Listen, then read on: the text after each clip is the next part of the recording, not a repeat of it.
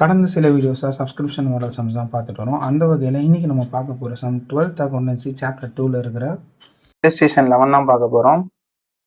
So இதில் பாருங்கள் என்ன சொல்லியிருக்காங்க அப்படின்னு சொல்லிட்டு, outstanding subscription received in advance சொல்லி 2 இயர் சொல்லியிருக்காங்க. இதை வந்து புரிஞ்சுக்கணுன்னா இதை ப்ரீவியஸ் இயராக கன்சிடர் பண்ணுங்கள், இதை கரண்ட் இயராக கன்சிடர் பண்ணுங்கள். அப்போது சம் வந்து நம்ம ஈஸியாக கம்ப்ளீட் பண்ணிடலாம்.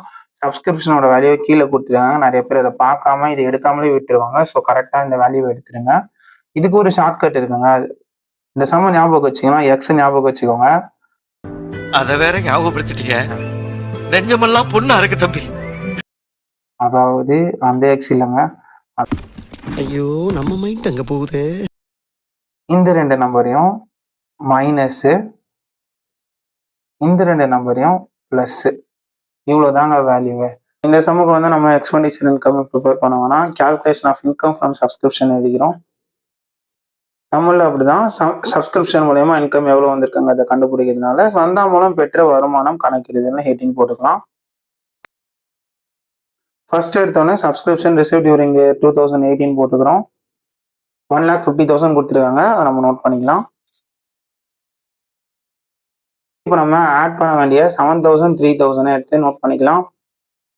தமிழையும் அப்படிதான், பெற வேண்டிய சந்தா முன்கூட்டிய செலுத்திய சந்தால 7,000 3,000 கொடுத்துருக்காங்க, அதை ஃபர்ஸ்ட் எடுத்து ஆட் பண்ணி எழுதிடலாம். Received in advance outstanding add பண்ணிப்போம்ல, ஸோ அதே மாதிரி சப்ஸ்கிரிப்ஷன் அவுட் ஸ்டாண்டிங் வந்து 7,000 இருக்கு. ஸோ மொத்தமாக 3 + 7 10,000. ஸோ ஆல்ரெடி 150 இருக்கு. ஸோ 1,50,000ல் 10,000 ஆட் பண்ணோம்னா 1,60,000. ஆட் பண்ணதை நோட் பண்ணிக்கிட்டோம். இப்போ நெக்ஸ்ட் மைனஸ் பண்ண வேண்டியதை எழுத போகிறோம். ஸோ 10,000 5,000 அதை ஃபர்ஸ்ட் எழுதிடலாம். 10,000 5,000 ருபீஸ் இருக்கு. ஸோ அதை நம்ம நோட் பண்ணிக்கலாம்.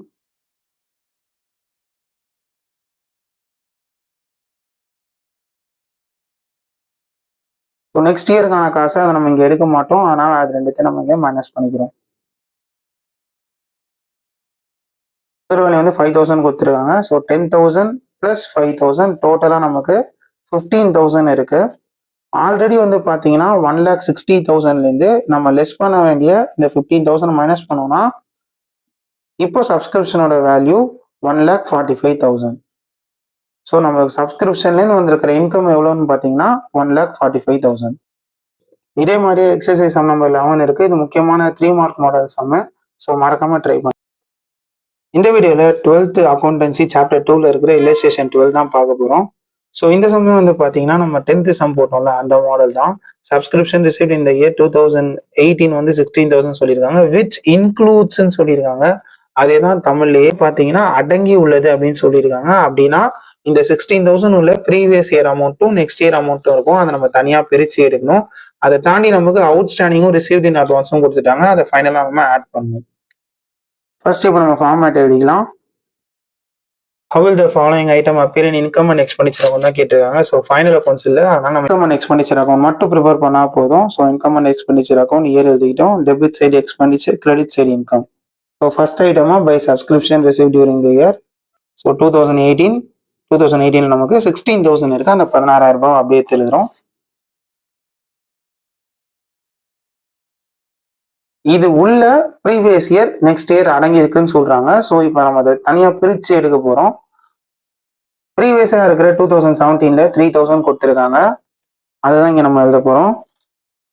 ஸோ சப்ஸ்கிரிப்ஷன் ரிசீவ்ட் இன் 2017 3,000. இது கரண்ட் இயர் மட்டும்தான், இங்கே நமக்கு ப்ரீவியஸ் இயர் தேவையில்லை. ஸோ 16,000ல் 3,000 போயிடுச்சு அப்படின்னா 13,000. நெக்ஸ்ட் இயர் 2019 சொல்லிட்டு அதில் ஒரு 5,000 கொடுத்துருக்காங்க, அதுவுமே நமக்கு தேவையில்லை.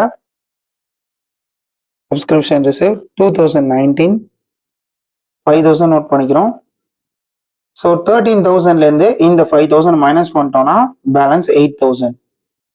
நெக்ஸ்ட் விஷயம், இந்த வருஷம் அவுட்ஸ்டாண்டிங் அப்படின்னு சொல்லி 4,000 ரூபாய் கொடுத்துருக்காங்க. அதாவது 2018ல நமக்கு வர வேண்டிய காசு இந்த 4,000 ருபீஸ். வழக்கம் போல அவுட்ஸ்டாண்டிங்னாலே ஆட் பண்ணிக்கலாம். பெற வேண்டிய சந்தா 4,000 ரூபாய். 8,000 கூட 4,000 ஆட் பண்ணோம் அப்படின்னா நமக்கு 12,000 கிடைக்கும். இந்த இயருக்கு பதிலாக லாஸ்ட் இயரே பார்த்தீங்கன்னா 2,000 ருபீஸ் வந்து நம்ம வாங்கிட்டோம். ஸோ லாஸ்ட் இயர்ல இந்த அமௌண்ட்டை சேர்த்திருக்க மாட்டாங்க, அதனால இந்த இயர் நம்ம இந்த அமௌண்ட்டை ஆட் பண்ணிக்கிறோம். முன்கூட்டி பெற்ற சந்தா 2000 ரூபாய். 12,000 கூட 2,000 ஆட் பண்ணோம்னா 14,000. இதே மாதிரி எக்ஸசைஸ் சம்ல இருக்கிற 12th சம் ட்ரை பண்ணி பாருங்க. தேங்க்யூ. கரெக்டாக படிக்கடா.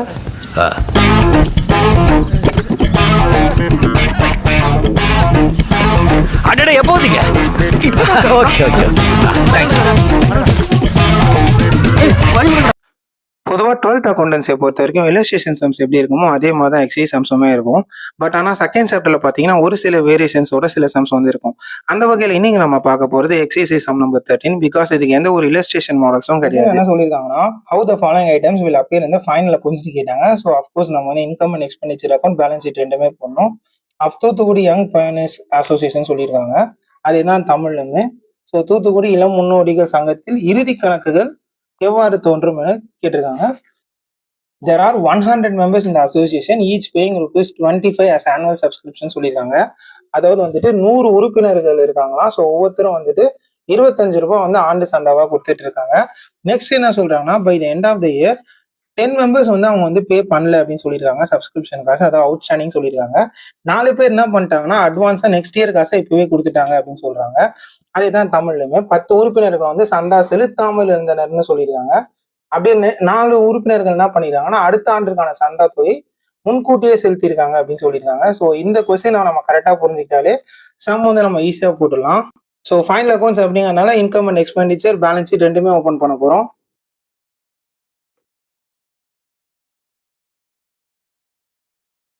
ஃபர்ஸ்ட் என்ன சொல்றாங்க பாருங்க, 100 மெம்பர், அதாவது 100 பேர் இருக்காங்களா இந்த association, each paying 25 as annual subscription. அப்போ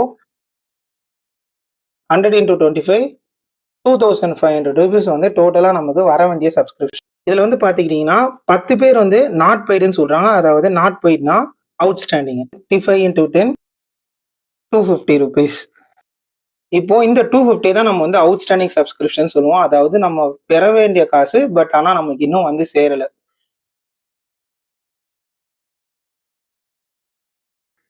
2,500 வரணும், 250 வரல. அப்ப எவ்வளவு நம்ம ரிசீவ் பண்ணிருக்கோம்? 2,250 rupees. ஆக்சுவலா இந்த இயர்ல நம்ம ரிசீவ் பண்ண சப்ஸ்கிரிப்ஷன் வந்து இதுதான்.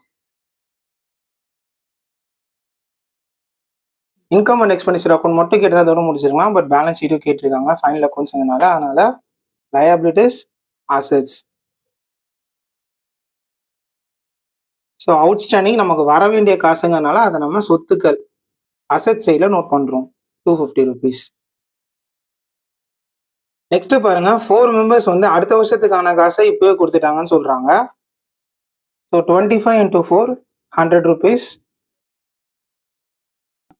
அந்த 100 ரூபாய் தான் சப்ஸ்கிரிப்ஷன் ரிசீவ்ட் இன் அட்வான்ஸ்னு சொல்லிட்டு லயபிலிட்டி சைட்ல நோட் பண்றோம்.